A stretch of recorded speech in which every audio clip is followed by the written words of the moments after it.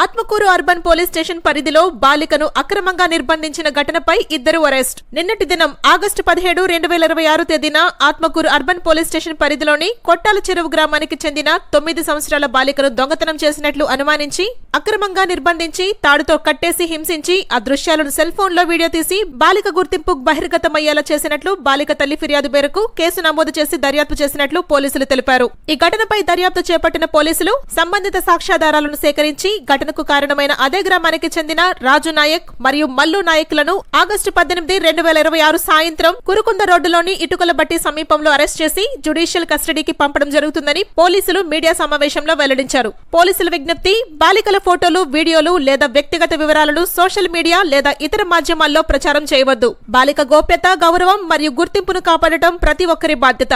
పోలీసుల మాటలను ఎవరైనా బేఖాతరు చేస్తే చట్ట ప్రకారం చర్యలు తీసుకోవడం జరుగుతుంది. ఆత్మకూరు టౌన్ పోలీస్ స్టేషన్ నందు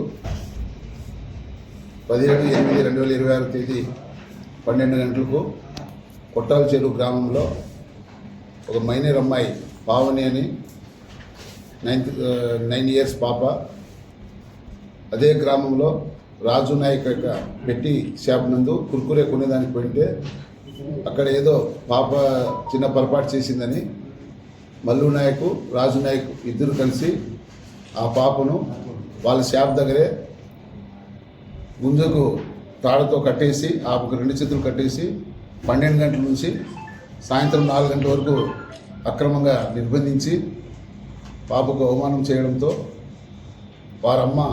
వారి తల్లిగారు గంగమ్మ ఈరోజు ఇచ్చిన కంప్లైంట్ పైన కేసు నమోదు చేసి రాజు నాయక్ను, మల్లు నాయక్ ఇద్దరిని ఈరోజు అరెస్ట్ చేసి కోర్టుకు పంపిస్తున్నాము.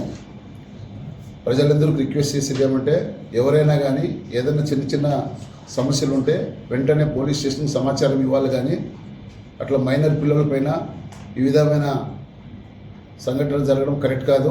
చట్టం ఊరికే ఉండదు. వారికి కూడా చాలా గట్టిగా కౌన్సిలింగ్ చేసి మళ్ళీ ఇటువంటి పొరపాటు జరగకుండా మా పోలీస్ డిపార్ట్మెంట్ తరఫున మా వంతు కృషి చేస్తున్నాం.